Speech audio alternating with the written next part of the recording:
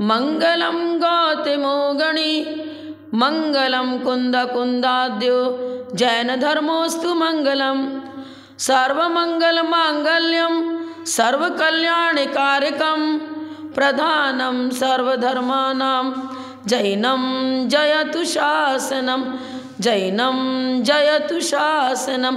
जय बोलो श्री अनंतानंद परम सिद्ध भगवान की, 1000 श्री चिंतामणि पार्श्वनाथ भगवान की, परम पूज्य आचार्य श्री आदि सागर जी महाराज की, परम पूज्य आचार्य श्री शांति सागर जी महाराज की, परम पूज्य प्रथम कर्णियारिका रत्न श्री 105 विजयमती माता जी की, जैन धर्म की जिनवानी माता की,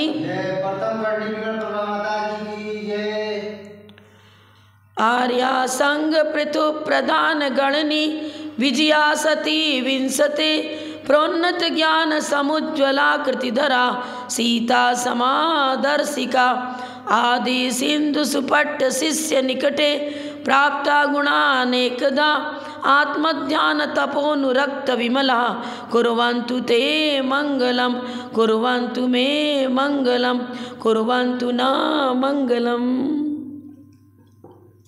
बंधु, आज हम इस बात पर विचार करेंगे कि हमारे जीवन का सच्चा साथी कौन है, सच्चा मित्र कौन है, किस मित्र का सहारा लेकर के हम अपने भविष्य को उज्जवल बना सकते हैं, अपने जीवन में सुख की स्थापना कर सकते हैं, दुख दारिद्र्य से बच सकते हैं, विपत्तियों से बच सकते हैं। आज हमें ऐसे ही मित्र का चुनाव करना है। तो हम ग्रंथ का आधार लेकर के ही इस चीज़ की चर्चा करेंगे। आचार्य परमेष्ठी लिखते हैं, पापान निवारयति योजयते हिताय गुह्यम निगूह्यति गुणान प्रकटीकरोति आपद्गतम न जहाति ददाति काले सन्मित्र लक्षणमिदं प्रवदन्ति संता। सच्चा मित्र कौन? पापान निवारयति, जो पाप बंध से हमें बचाते हैं। यो जयते हिताय, हितकारी मार्ग में संलग्न करते हैं। गुह्यम निगूह्यति, हमारे जो दोष हैं, त्रुटियां हैं, उनको सबके बीच में प्रकट नहीं करते। हमारा स्थितिकरण किस प्रकार करते हैं? उपगुहन अंग स्थितिकरण अंग का पालन करते हुए हमारे जीवन का सुधार तो करते हैं, लेकिन सब लोग इन्हें बुरा कहें, सब लोगों के बीच में इसका दोष, इसका अपराध फैल जाए, ये भावना भूल करके भी नहीं रखते, क्योंकि उनकी धार्मिक भावना होती है धर्म और धर्मात्माओं के प्रतिष्ठा को बढ़ाना, उनकी प्रतिष्ठा को धूमिल नहीं करना। इसलिए वो आचार्य क्या बता रहे हैं, वो गुरु क्या करते हैं? शिष्य के अपराध को गुप्त रखते हैं, लेकिन सुधार भी करते हैं। अन्य के बीच में प्रकट करके उसको जलील नहीं करते, उसको नीचा नहीं दिखाते हैं। फिर क्या करते हैं? गुणान प्रकटीकरोति, जो दोष हैं उसको प्रायश्चित दे करके, उनका संबोधन करके उनको दोषों से विमुक्त करते हैं। और गुणान प्रकटीकरोति, गुणों का उद्योतन और प्रकाशन उनके द्वारा होता है, और जिसके द्वारा गुणों का प्रकाशन उद्योतन होता है वही तो सच्चा मित्र होगा। फिर क्या बताते हैं? आपद गतम न जहाति ददाति काले, विपत्ति में जो हमारा साथ नहीं छोड़ते। विपत्ति क्या है? तिर्यंच और निगोद में जाना और नरक गति में जाना, जिन कारणों से होता है उन कारणों से हमें बचाते हैं, घोर विपत्तियों से हमारी रक्षा करते हैं। जहाती न, साथ नहीं छोड़ते, विपत्ति में साथ नहीं छोड़ते। ददाति काले, जब काल आता है विपत्ति में गिरने का तो हस्तावलंबन देकर हमें बचा लेते हैं। ये गुण जिनमें पाए जाएं वही सच्चा मित्र होगा। सन्मित्र लक्षण मिदम प्रवदंती संता, संतों ने सच्चे मित्र का लक्षण ऐसा ही बताया है। तो क्या कहा यहाँ पर, जो धार्मिक संस्कार हमें देते हैं, जिनसे हमें धार्मिक संस्कार मिलता है, जिनके निमित्त से त्याग और वैराग्य जीवन में पनपता है, जिनकी देशना से पाप प्रवृत्ति मिटती है, ऐसे गुरु ही सन्मित्र हैं। देखिए बंधुओं, कोई पथिक मार्ग में गमन कर रहा है, यदि उसे कोई सांकेतिक निशान मिल जाता है अथवा किलोमीटर वाला पत्थर या जगह जगह पर मिलता है, तो वह संदेह रहित होकर के, निर्विकल्प होकर के अपनी यात्रा को संपन्न कर लेता है, गंतव्य स्थान पर पहुंच जाता है। ठीक इसी प्रकार से मोक्ष मार्ग को बताने वाले, उनका निर्देशन करने वाले गुरु हैं, उनका सहारा लेकर, उनकी देशना को पा करके, उन दिगंबर साधुओं के द्वारा प्रतिपादित जिनवाणी का श्रवण करके हम सब मोक्ष मार्ग के पथिक हैं। और हमारा यह मोक्ष मार्ग इनका सहारा लेकर के अच्छी तरह संपन्न होता है। और है तो उबड़ खाबड़ भूमि, विषमता है, चारों ओर पंचेंद्रिय विषय भोग का अंबार भरा पड़ा हुआ है, कषायों को उभारने वाले निमित्त मिलते रहते हैं, लेकिन उबड़ खाबड़ भूमि में भी यदि उनकी देशना मेरे साथ में है, उनका मार्गदर्शन साथ में है, तो यात्रा तय हो जाती है। गर्त में हम नहीं गिर पाते। पर्वत से गिरता हुआ झरना वेग के साथ बह रहा है, आगे कहीं गड्ढा भी मिलता है, ऊंची नीची भूमि मिलती है, विषम भूमियाँ मिलती हैं, लेकिन वो जलप्रपात रुकता नहीं, अपना मार्ग ढूंढ लेता है। ठीक इसी प्रकार से जब गुरु की देशना हमारे अंतःस्थल में वेगपूर्वक प्रवाहित होती है, तो विपत्तियों से बचने का उपाय भी हमें मिल जाता है और अपने मार्ग को प्रशस्त करते हुए आगे बढ़ते चले जाते हैं। क्या बताया, गुरु ही सच्चे मित्र होते हैं, वही संकट से बचाते हैं, वही हमें सन्मार्ग दिखाते हैं, वही कुमार्ग से हमें बचाते हैं। एक छोटा सा बालक है, चलना सिखाना था, माँ उसको उंगली का सहारा देती है और धीरे धीरे वो बच्चा चलने लगता है।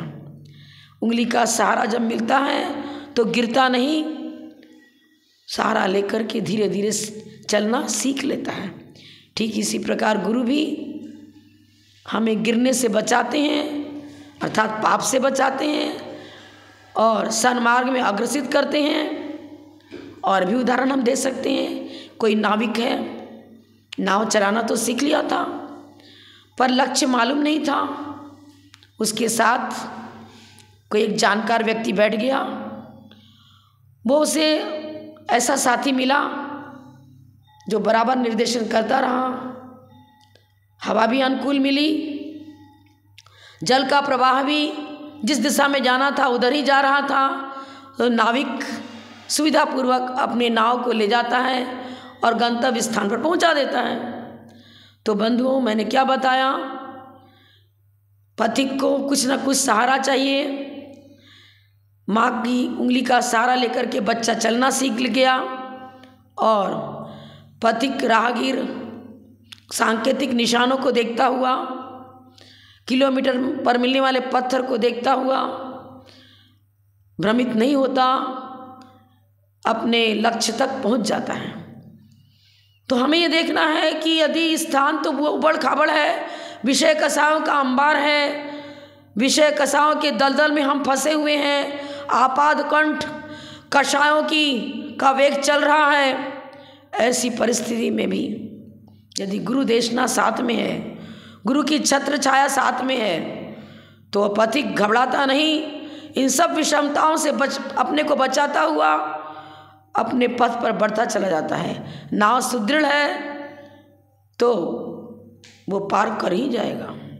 नाविक भी सही और नाव भी सुदृढ़, विषमता आती है लेकिन पुरुषार्थ सही है, तो हमारी ये जीवन रूपी नाव भी तट पर पहुँचेगी, मोक्ष मार्ग को पकड़ लेती है और यथा समय उसे वो अपने जीवन को अंतरात्मा से परमात्मा भी बना लेता है।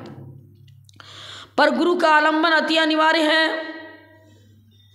आत्म तत्व की प्राप्ति के लिए गुरु देशना का टॉर्च प्रकाश सतत साथ रहना चाहिए। सोते जागते उठते बैठते वो गुरु की देशना हमारे अंतःस्थल में गूंजनी चाहिए।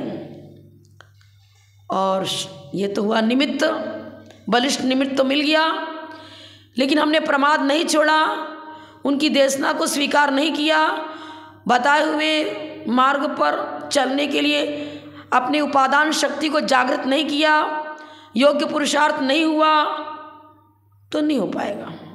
अपनी आत्मशक्ति को जागृत करना पड़ेगा।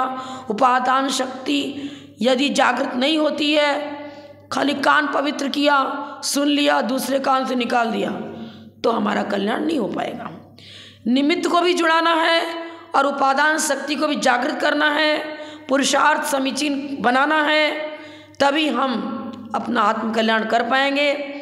हमारे आचार्यों ने बताया है, वर्तमान को सुधारो। ये मत सोचो अरे मेरी कुंडली तो ऐसी है, इसमें तो ऐसा लिखा है। क्या हुआ, एक बार हम जब समेत शिखर की वंदना को गए, तब 2 महाराज मिले। तो बचपन की अपेक्षा से बता रहे हैं। तो माँ ने कहा कि देखो ये आजीवन ब्रह्मचर्य व्रत ले चुकी है और ऐसा करने जा रही है, हम लोगों से पूछा ही नहीं, और आप इसकी कुंडली तो देखो जरा। और फिर उन्होंने ज़बरदस्ती मेरा हाथ भी दिखा दिया उनको। अब महाराज कहने लगे, नहीं आपका वैराग्य सही नहीं है, आपको तो शादी करनी पड़ेगी, आपकी कुंडली में ऐसा ही लिखा है। और कुछ ऐसी दृष्टांत बता दिए जिससे कि सुनने वाला भ्रमित हो जाए। मैं कहाँ भ्रमित होने वाली, मुझे तो गणनियारिका विजयमती माता जी की देशना मिल चुकी थी। मैं 4th क्लास में थी तभी प्रथम उनकी देशना हमने प्राप्त करी थी, और बहुत बड़ा आत्मबल था मेरा। मैंने महाराज के सामने ही चैलेंज दे दिया कि महाराज कितना भी आप कहो, मेरा ये ब्रह्मचर्य अखंड रहेगा और कोई शक्ति मुझे मोक्ष मार्ग पर जाने से नहीं रोक सकती है। मैं चैलेंज देती हूँ आपको, आपने जो बताया वो बाधित होगा, वो कभी नहीं ऐसा हो सकता। व्रत तो व्रत ही होता है, कितना भी विपत्तियाँ आए, कुंडली क्या करेगी मेरा? यदि मेरा उपादान जागृत है, मेरा पुरुषार्थ जागृत है, तो शेर की पर्याय में रह करके भी भगवान महावीर ने गुरुदेशना से अपना हित कर लिया था। पर्याय कुछ नहीं होती, द्रव्य क्षेत्र काल भाव की अनुकूलता या प्रतिकूलता हो, यदि मेरा पुरुषार्थ सही है तो हम प्रतिकूलताओं में भी मोक्ष मार्ग ढूंढ लेते हैं। कुंडली कुछ नहीं कर सकती। आपने जो बताया, हो सकता है कुंडली ऐसी हो, पर ये कुछ नहीं। हम अपने भाग्य को सुधारने वाला मेरा पुरुषार्थ है। भूत और भावी वर्तमान सुधरा तो सब कुछ सुधर जाता है। किसी आचार्य ने बताया है, वर्तमान को सुरक्षित करो, वर्तमान को सुसंस्कारों से अलंकृत करो, वर्तमान को सुधारने वाला ही वर्धमान बनता है, महान बनता है और यशस्वी होता है। वर्तमान को सुधारने वाला ही विद्यावान, गुणवान और भगवान बन जाता है। एक गुरुओं की देशना जिसके अंतःस्थल में निरंतर प्रवाहित होती है, उसे कोई आवश्यकता नहीं कुंडली दिखाने की अथवा कुंडली के द्वारा सुने हुए चीज़ों को लेकर के विकल्प जाल छोड़ना चाहिए। विकल्पों में मत पड़ो, बस सही पुरुषार्थ करो, गुरु के द्वारा बताए हुए मार्ग पर चलते रहो। तुम्हारी विपत्तियां अपने आप निकल जाएंगी, सारी कठिनाइयां अपने आप पलायमान हो जाएंगी। पर यह भी बताना है कि वर्तमान में संभव है कि बहुत सारे प्रतिकूल वातावरण मिलेंगे। परिवार में प्रतिकूलता मिल सकती है, समाज में प्रतिकूलता मिल सकती है, संघ में प्रतिकूलता मिल सकती है, पर घबराना नहीं। चित्त में यदि विकारों का बोझ है, हमने अपनी अंदर में रहने वाली वासनाओं को यदि नहीं जीता, तब तो समझ लो दुख ही दुख है, क्रंदन ही क्रंदन, दुख ही दुख। लेकिन विकारों को जीतने की कला यदि मेरे पास में मौजूद है, अपना उपादान जागृत है, हम सुदृढ़ हैं, हमारा वैराग्य यदि सुमेरु की तरह दृढ़ सुदृढ़ है, तो दुनिया की कोई भी शक्ति मुझे मोक्ष मार्ग से विपरीत नहीं ले जा सकती है।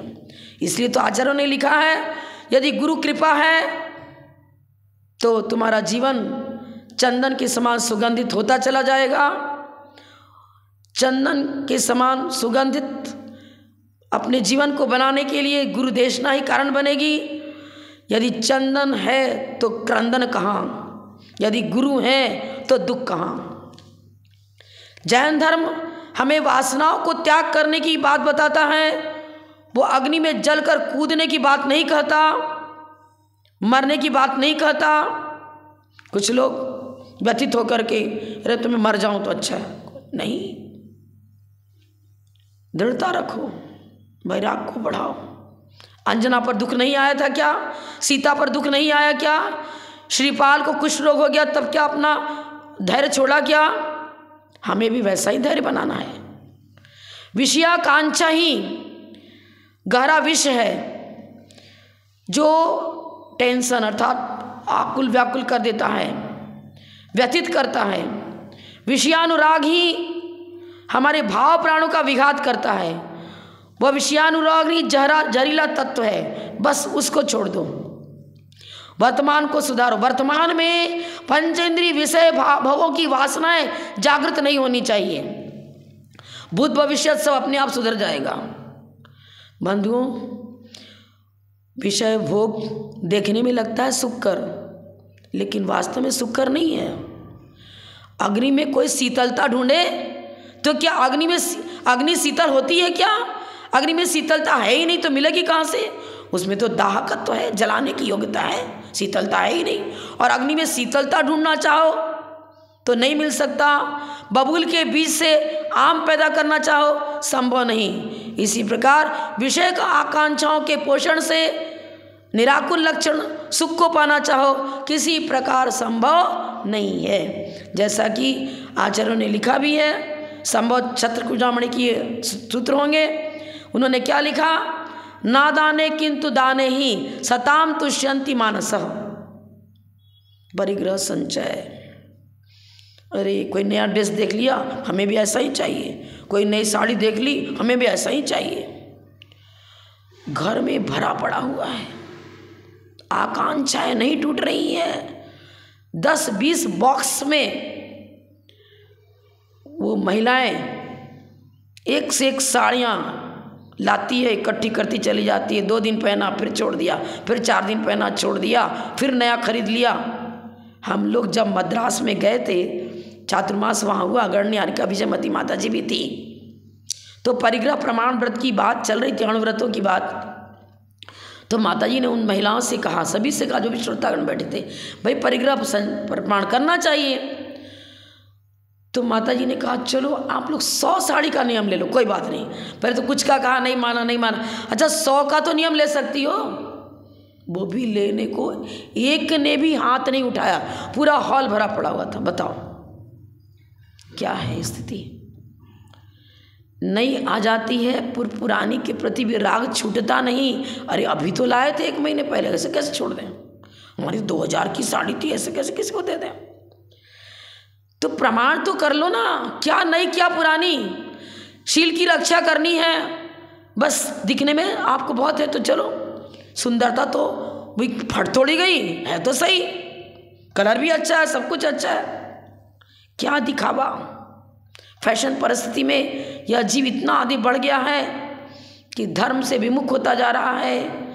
त्याग और वैराग की भावना स्वप्ने भी नहीं जगती ही नहीं, भोग ही भोग दिखते हैं। विषयानुराग के दलदल में निरंतर उसकी मानसिक प्रवृत्ति दौड़ती चली जाती है, उधर ही दौड़ लग रही है। जैसे कि हिरण चमकते हुए बालों को देखता है, राजस्थान में जल की कमी रहती है, वो समझता है आगे जल है, भागता रहता है, देखता है जल नहीं, फिर आगे बढ़ता है, अरे यहाँ नहीं, आगे है, दौड़ता है। प्यास की वेदना से प्राण पखेरु उड़ जाते हैं, मर जाता है। यह स्थिति आज मनुष्य की हो रही है। वो सोचता है खाने में सुख, पीने में सुख, इतना मकान बना लो, इतना दुकान बना लो, इतनी ज़मीन खरीद लो, ऐसा कर लो, वैसा कर लो। करोड़ों की संपत्ति इकट्ठे करने के चक्कर में लगा अपना जीवन समाप्त कर देता है। आचार्य बताते हैं, अरे इस अंधेरा, ये भोगा शक्ति तो घोर अंधकार है। इस अंधकार से बचने की कला हमें गुरुओं से सीखनी है। क्या बताया उन्होंने? बोध एवं दृढ़ प्रासो ऋषिक मृग बंधने गारुणश्च महामंत्र चित्त भोगी विनग्रहे। चित्त भोगी माने, चित्त भोगी का अर्थ होता है सर्प। जहरीला सर्प काट गया किसी को, और जो मांत्रिक होते हैं जानते हैं, वो क्या करता है, गारुणी मुद्रा बना करके और उसका वो विष उतार देता है। ठीक इसी प्रकार से गारुणी मुद्रा क्या मतलब, विषय भोगों से बचाने की कला उन गुरुओं के पास होती है। वही इस भव में आने वाले जहरीले विष को, ये विष तो मात्र इस भव का विघात करता है, बुद्धिमान आयु की समाप्ति करता है। सर्प काट गया तो ये शरीर छूट जाएगा, मर जाएगा, द्रव प्राण का उच्छेद हुआ। लेकिन भाव प्राण जो हमारा स्वरूप है, रत्नत्रय, उसका विघात करने वाला जहरीला तत्व कौन? ये विषयानुराग, ये पंचेंद्रिय भोगों के प्रति दौड़। आचार्य उस गारुणी मुद्रा, मतलब उनकी वीतराग छवि ही गारुणी मुद्रा है। यदि उसके प्रति अनुराग जग गया और उनकी भक्ति जग गई तो ऊर्जा हमें प्राप्त ऐसी होती है जिससे वो जहरीला विषैला तत्व जो हमारे साथ भवों से चला आ रहा है वो हट जाता है, हमारा जीवन निर्मल हो जाता है। वो मोहिनी कर्म, दर्शन मोहिनी और चायत मोहिनी, यही तो संसार भ्रमण कराता है, यही तो चतुर्गति में ले जाता है और निरंतर हमारे जीवन को दुखी बनाता है। इस चतुर्गति से बचने का उपाय हमें क्या करना है? वर्तमान को सुधारो। वर्तमान को सुधारो मतलब संयम व्रत नियम लेकर के इस विषय भोगों से हटने का प्रयास करो। एक उदाहरण दूंगी मैं। किसी राजगिरी नगरी, बहुत बड़ी तो नगरी थी, सैनिक राजा वहाँ राज्य करते थे। किस समय की बात है, दो श्रेष्ठी थे, जिनदास, एक का नाम था जिनदास और दूसरे का नाम था, क्या भूल रही हूँ मैं, एक का नाम था जिनदास और दूसरे का नाम था शांतनु। ये नाम ही मैं भूल जाती हूँ असल में। राजगिरी नगरी में दो सेठ रहते, जिनदास और शांतनु। जिनदास बड़ा श्रेष्ठ था और धर्मात्मा भी था। शांतनु भी धर्मात्मा तो था लेकिन इसकी पुण्य वर्गणाएं उतनी प्रबल नहीं थी। अब क्या हुआ, धर्मात्मा होते भी कुछ पाप का उदय हुआ और शांतनु जो है ना, उसकी धन संपत्ति विलुप्त होती गई। इतना दरिद्र हो गया कि सुबह भोजन तो शाम को भोजन का ठिकाना नहीं। धर्म को नहीं छोड़ा था, यद्यपि उसने मंदिर भी जाता था, अभिषेक करता था, सामायिक करता, प्रतिक्रमण करता, लेकिन अंतरंग में मानसिक प्रवृत्ति बहुत क्या था, हर समय सोचता भगवान क्या पाप का उदय है, कैसे इससे छूटूं। लेकिन दारिद्र क्या नहीं कराता है, दारिद्र क्या करता है, कभी कभी अभिशाप बन करके जीवन में उपस्थित हो जाता है। अब जिनदास के साथ ही अष्टमी के दिन वो मंदिर में जाकर मध्याह्न काल में सामायिक कर रहा था। जिनदास जो था उसके गले में नौलखा हार था। गर्मी का दिन था, उसने सोचा चलो ये सब उतार दो। नौलखा हार भी उतार दिया उसने और उतार करके अपने जेब में रख दिया, अपने कुर्ते की जेब में, और ड्रेस को थोड़ा पास में पीछे रख दिया। ठीक उसके पीछे कौन बैठा था? शांतनु। सोचा ये नौलखा हार यदि मैं चुरा कर ले जाऊंगा तो संभव है मेरा दारिद्र्य दूर हो जाए। क्या कहता है, नौलखा हार चुरा लूं चोरी के लिए, वो दारिद्र्य उसको प्रेरित करता है, भावना बिगड़ जाती है और धीरे से नौलखा हार निकाल दिया। वो जिनदास तो अपनी सामायिक में एकाग्र था, आत्मानुभूति कर रहा था, गुणों के चिंतन में लगा था, उससे कुछ आभास नहीं हुआ और वो नौलखा हार अपनी जेब में रखा, लेकिन कपकपा रहा था, विकल्प हुआ। चोरी का अभ्यास तो था नहीं, कुछ ही देर बैठ पाया और वहाँ से निकल गया। चोरी का अभ्यास था नहीं, क्या करूं, छिपा के रख लिया, पत्नी देखेगी तो क्या करेगी, कहाँ से लाए, वो भी बहुत धर्मात्मा शीलवती। अब करूं क्या, कैसे इसको बेचना तो पड़ेगा, तभी तो धन मिलेगा। अब रात भर सोच रहा है नौलखा हार को कहाँ बेचने जाऊं, क्या करूं, यदि पकड़ में आ गया तो इज्जत चली जाएगी। अब पत्नी देखती है कि प्रतिदिन सोते तो थे, आज क्या बात है कि बस उठना बैठना, कभी देखते हैं आँख में अश्रुधारा बह रही है, कुछ पेट दुख रहा है, सिर दुख रहा है, क्या हो रहा है, तड़फड़ तड़फड़ कर रहे हैं। पूछें तो सही, क्या कर रहे हो, क्या हुआ तुम्हें, तड़फड़ तड़फड़ कर रहे हो। अब तो फूट फूट के रोने लग गया, मैंने बहुत बड़ा पाप किया है। क्या करके आ गए, बताओ जल्दी। अरे द्रव प्राण चला जाए तो चिंता नहीं, पर पाप से तो बचना ही चाहिए, क्या करके आ गए तुम। उसने कहा, मैंने जिनदास के शर्ट से, कुर्ते से नौलखा हार चुराया था और मंदिर में चुराया था और सामायिक के समय चुराया था। माथा ठोकने लगे, क्या किया तुमने, नरक में जाने का काम कर लिया। क्या करूं, अब आप बताओ, तुम बताओ कैसे बचो इस पाप से। पत्नी ने कहा, जब जिनदास अपनी दुकान पर बैठा हो, उसकी दुकान खुले, तुम जाना, गिरवी रखता था, कर्ज लोगों को, गरीबों को पैसा दिया करता था। तो वो क्या शांतनु पहुंचता है और कहने लगा, सेठ जी ये नौलखा हार रख लो गिरवी में और मुझे 10,000 रुपये दे दो। पहले तो वो डर रहा था, कहने लगा, अरे उसी का हार है तो क्या वो गिरवी देगा क्या, वो समझ जाएगा मेरा हार है। वो जिंदा सेठ सम्यक दर्शन के 8 अंगों का पालन करने वाला है, वो तुम्हें कुछ भी नहीं कहेगा, उपगुहन अंग का पालन करने वाला है, तुम्हें दे देगा 10,000, कुछ भी नहीं बोलेगा, जाओ तो सही। चला गया, दिया, थोड़ा मुस्कुराया, लेकिन कुछ नहीं। अपने जो कार्य करने वाले साथ में थे कर्मचारी, इनको कहा, ले जाओ इसको रख दो तिजोरी में और 10,000 रुपये इसको दे दो। कुछ नहीं, आराम से पैसे दे देता। किसी धर्मात्मा की राशि पहुंचती है, पश्चाताप की भावना तो घर ही थी ही, वो तो बाध्य होकर के अचानक इस प्रकार की परिणति हो गई। अब उसका धन बढ़ने लग गया और 10,000 रुपये हाथ में आ गए। पत्नी ने कहा, चलो पहले कर्ज चुका करके आओ। गया, 10,000 रुपये रख लो। जिनदास सेठ क्या करता है, ये नहीं कहता हार मेरा ही था, अब ले जाओ अपना हार, गिरवी रखा था आपने तो। फूट फूट करके रोता है। कौन, शांतनु। आप जैसा व्यक्ति मैंने दुनिया में नहीं देखा, आप ही मेरे गुरु हो, आपने मुझे गहरे दुख से बचते हुए बचाया। लेकिन ये बताओ, क्या आप पहचान रहे हो कि मेरा हार है, तब भी आपने उस समय भी नहीं कुछ कहा और अभी दे रहे हो। अरे हार मेरा नहीं, ये आपका ही हार है, आप ले जाओ, दुख में आपने मुझे सहारा दिया, बस इतना ही बहुत है, मुझे अब ज़्यादा लज्जित मत करो।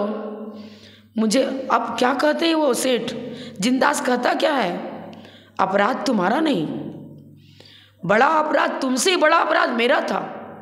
क्या, आपने तो कोई अपराध नहीं किया। अरे तू मेरा पड़ोसी, मेरा कर्तव्य था कि कभी ये भी पूछ लूँ कि पड़ोसी का जीवन कैसा है, उसे भोजन मिल रहा है कि नहीं मिल रहा है, उसे कोई तकलीफ तो नहीं है।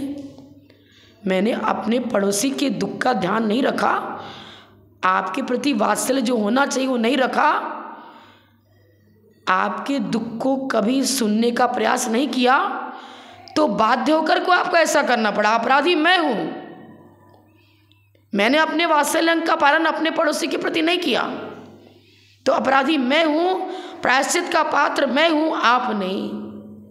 दोनों गले मिलते हैं। क्या है यह जैन धर्म, क्या है सम्यक दर्शन का 8 अंग, जिन शासन जिन धर्म बेजोड़ है, ऐसा जीवन जीने वाला ही वस्तुतः निकट भाव में अपनी जीवन को परमात्मा पद पर ले जा सकता है। अरहंत बनने की कला हमें किससे सीखनी है? इन दोनों से सीखनी है। जिंदा सेठ शांतनु भी धर्मात्मा ही था, लेकिन कभी कभी दारिद्र डगमगा देता है जीव को और कुछ भी करने लग जाता है। अंतरंग के कचरे को हटाने के लिए फावड़ा ही चाहिए। जैसे कि आप बाहर का कचरा हटाने के लिए क्या करते हो? फावड़ा लेते हो, कचरा उठाते हो, टोकरी में भरते हो और फिर गाड़ी में डाल करके हटा देते हो। मार्ग को से भी कचरा हट जाता है। तो बंधुओं, वो फावड़ा कौन हो सकता है? गुरु की देशना।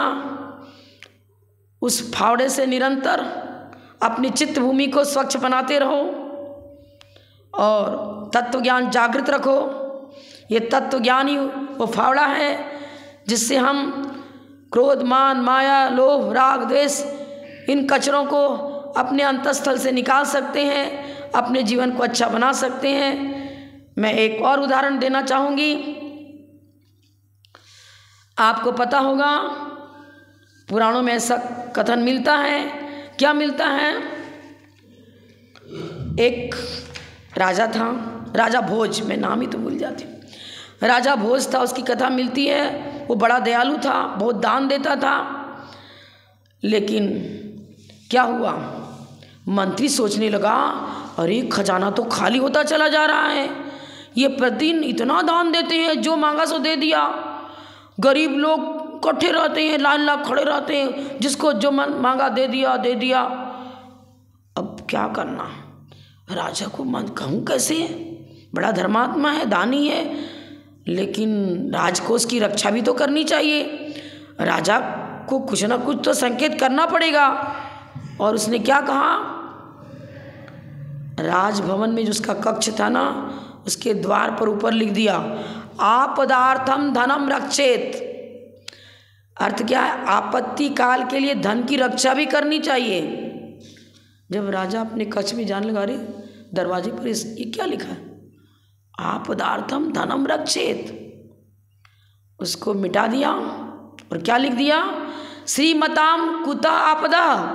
अरे पुण्यशाली के पास आपत्ति आती ही नहीं है।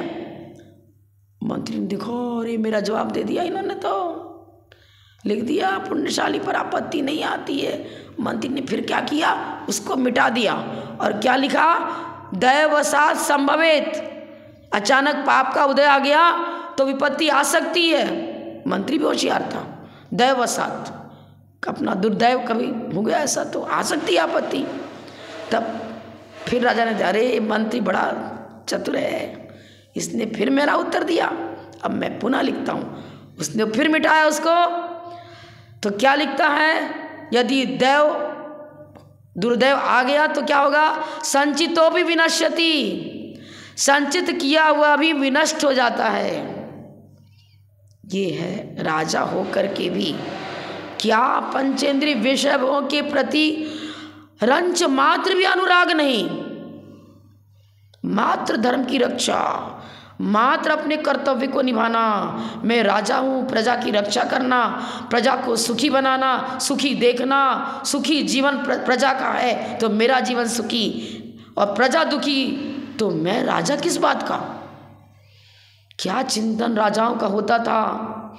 ये 24 तीर्थंकर, उसमें से बाल ब्रह्मचारी को छोड़ दो, बाकी अन्य तो राज्य संचालन किया। लेकिन आज के राजाओं की तरह नहीं।